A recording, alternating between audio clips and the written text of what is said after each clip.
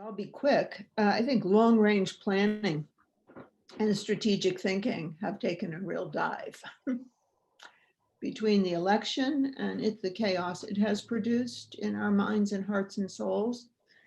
And I also think that the excitement around the reckoning might never have happened. The excitement got ignored in the rush and the chaos. Like to pick up on something that Donna and Peter both alluded to, and that's this advocacy piece. And it's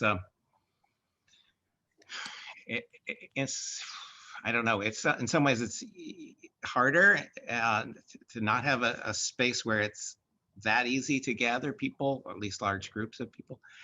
And but all the focus online has been kind of helpful. We've been very involved in this West Side Hotels nonsense. Those of you from New York may have been following that. So, but we've been able to be really supportive of all that and help with these spiritual walk and talks that we've done with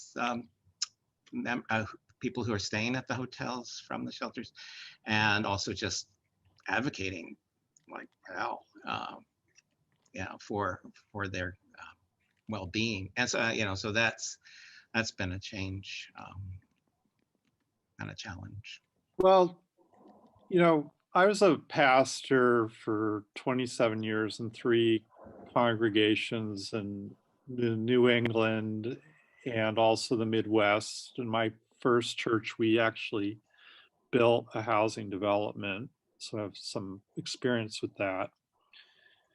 But a lot of times these conversations in churches, the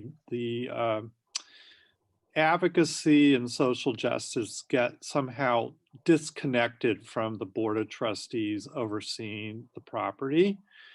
And what I think this time has shown us is that these things are profoundly interrelated. And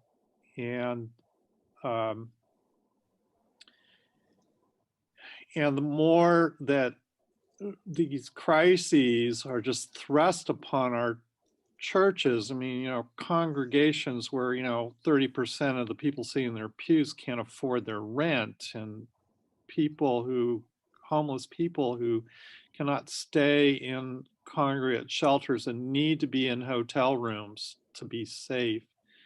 This just really brings it home for folks, and saying you just can't sit on the sidelines. You got to get out there and start doing justice and advocating for these systemic problems.